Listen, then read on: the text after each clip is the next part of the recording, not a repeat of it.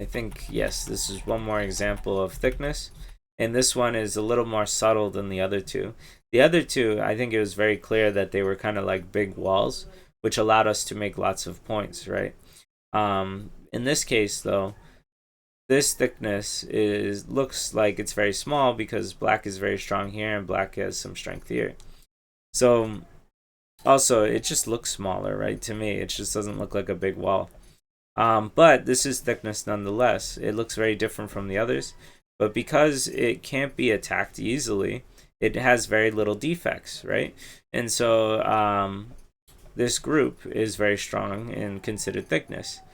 Now we can just vaguely touch on overconcentrated stones. Overconcentrated stones is too many stones taking too little territory.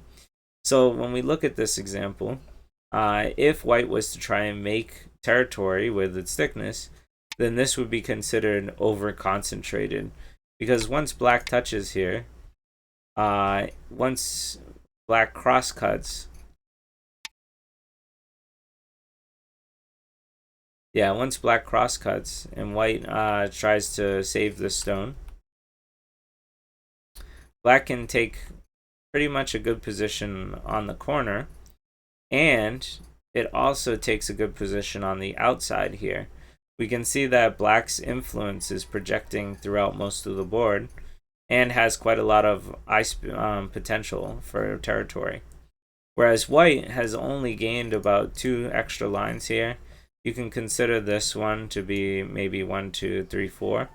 But this is very small, right? 4 lines of territory is very small. So in the grand scheme of things, when we compare A, what white got here, and B, what potentially black is getting over here, black is doing far better than white in this position. So it once again goes to show we shouldn't use our strong groups or thickness to try and make territory, unless of course it's a very large extension, right? Compare it to the 7 lines that we got in our one example, to this one only being 4, which then turns into 3. So what we should do is use our thickness to attack and drive our opponents towards our thickness, because this area isn't valuable for white, so it's fine to push black into this area. Now, if white was to do an older style Joseki, just something very simple, we can see that white now has destroyed black's area, right? Originally, this was black's area. It had 2 black stones making this its fence posts, so this was black's area. But using our thickness, we were easily able to make a group that lives and breaks this area up.